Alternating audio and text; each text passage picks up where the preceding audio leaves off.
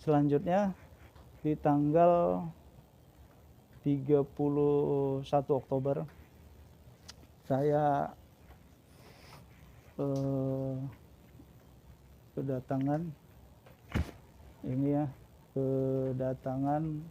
Oktober saya langsung didampingin oleh 3.000 malaikat yang dipimpin oleh malaikat Ridwan.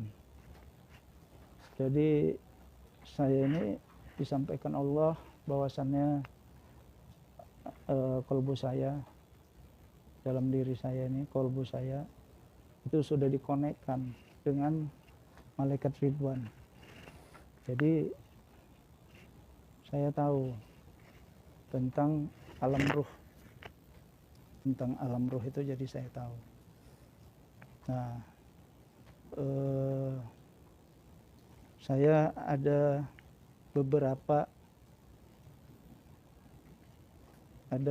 orang lah ya yang sudah mati dan yang masih hidup. Saya tanya ini kepada malaikat Ridwan. Saya tanya, malaikat Ridwan kan penjaga pintu surga kan ya. Nah, jadi saya tanya ke malaikat Ridwan, saya pengen tahu dong itu si kiai ini, itu kan si ustadz ini. Saya nggak tahu dia kiai apa ustadz gitu ya. Nah, terus dia ada nggak di alam ruh orang-orang soleh gitu kan? Kenapa saya tanya itu? Karena saya lihat ini orang kiai ini pembahasan kajiannya agak-agak lain gitu kan. Terus meninggalnya pun saya lihat nggak seperti pada umumnya orang Islam. Terus saya tanya malaikat Ridwan, coba cek dong ke alam roh orang-orang soleh, nggak ada. Dicek di bawah alam ruh orang-orang soleh, ternyata Allah itu membuat alam ruh lagi. Alam ruh itu untuk orang-orang yang belum sempurna. Nah, ini ruh-ruh yang belum sempurna ini ternyata sejak zaman Nabi Adam sampai batasannya setelah Rasulullah meninggal. Ini alam ruh orang-orang yang belum sempurna ternyata. Nah, itu nanti kajiannya berikutnya ya.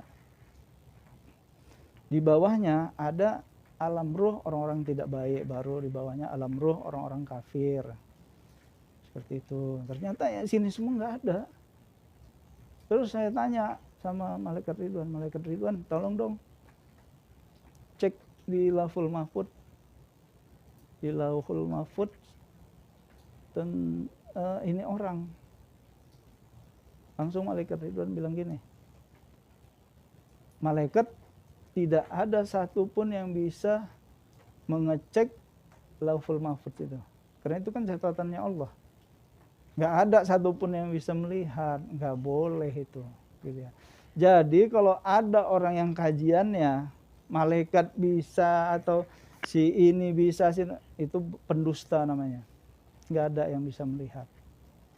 Akhirnya saya bertanya kepada putri kembar, karena putri kembar lah yang selalu ya sebagai utusan Allah, ya sebagai penyampai gitu kan. Tapi terkadang langsung Allah yang menyampaikan. Kalau ada petunjuk itu langsung kan ke dalam diri saya, ke kolbu saya. Terus saya tanya ke putri kembar, aku dapat petunjuk begini. Oh iya, itu langsung dari Allah. Oh, subhanallah. Kayak gitu, seperti itu. Nah, terus saya tanyalah ke putri kembar, tolong dong cek ini orang. Saya bilang sama Allah, minta petunjuk Allah. Kemana ini dia, kok nggak ada? Ternyata itulah ya, Allah menghinakannya.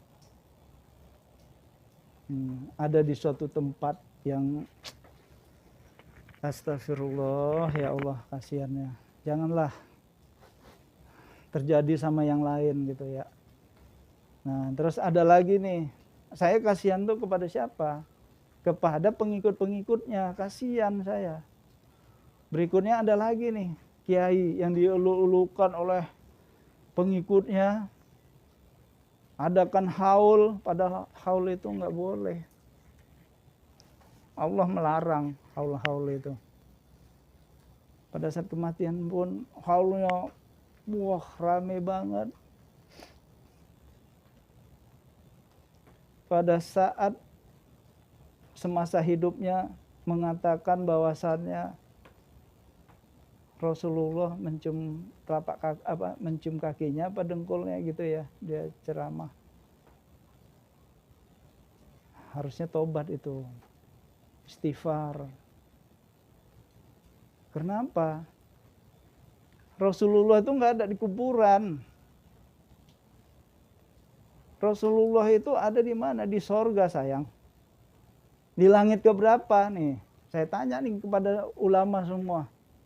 Di mana Rasulullah coba? Terus apa alasannya Rasulullah minta di situ? Itu untuk seluruh ulama di dunia.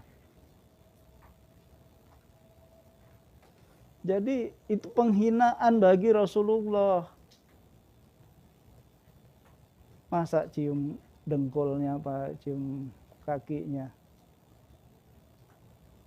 Saya cek beliau itu ada di mana? Di alam ruh orang-orang yang tidak baik. Demi Allah, demi Rasulullah nih. Saya kasihan sama pengikutnya saja. Selanjutnya, ini ada 2 orang ulama juga, ustadz ya. Ustadz lah, atau penceramah lah ya.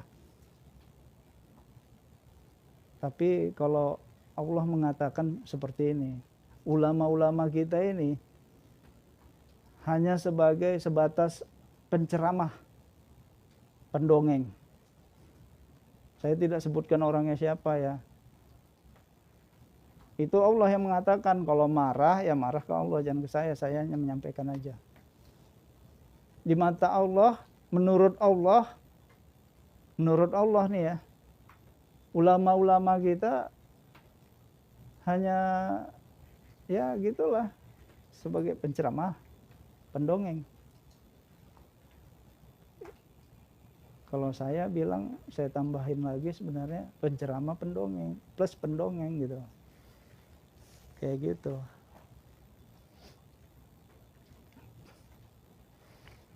Jadi ini ada 2, ya bisa penceramah, bisa pendongeng sih sebenarnya ya. Ini yang sudah tercatat sebagai penghuni neraka jahanam. Hati-hati. Mumpung pintu tobat masih terbuka, bertobatlah. Kenapa? Hati-hati kalau ulama itu, hati-hati ucapan, hati-hati kajian. Beda dengan masyarakat biasa. Kalau masyarakat biasa kan ucapan aja. Ucapan, jari, ya kan? Jadi jangan dikira walaupun kamu pakai akun palsu, malaikat itu tahu. Yang mencatat kan malaikat. Dan yang bersaksi nanti di hadapan Allah, ini semua nih mulut kamu, semua ini diri kamu nih nanti yang bersaksi. Jadi hati-hati kamu. Kayak gitu. Ucapan, jari-jari kamu, dan konten kamu. Hati-hati. Konten kamu menyesatkan umat, kamu pertanggungjawabkan nanti di akhirat. Hati-hati konten kamu itu. Karena konten kamu nggak sesuai dengan kajian-kajian seperti itu. Siapa yang melihat konten kamu dan dia menyatakan kamu tuh wah, jadi mengikuti apa yang ada di pikiran kamu, konten itu kan apa yang ada di pikiran kamu. Tersesatlah manusia itu. Hati-hati dengan itu. Makanya kayak ulama tuh dijaga ucapan, jaga kajian. Jangan sampai gampang mudah melontarkan hinaan-hinaan, misalnya kepada siapapun ya. Ya kepada presiden juga gitu. Ya betul, presiden itu ada salahnya, pasti ada. Mungkin dia melakukan korupsi, mungkin dia melakukan suap, mungkin dia melakukan gratifikasi atau penyalahgunaan wewenang, mungkin. Tapi di sisi lain dia itu juga ada hal-hal baik yang dia lakukan. Seperti itu. Ada hal-hal baik yang dia lakukan. Jadi enggak semuanya melulu, enggak semuanya jahat, enggak. Kalau kamu menghina dia, hati-hati. Kembali kepada dirimu nanti. Hati-hati. Nah, jadi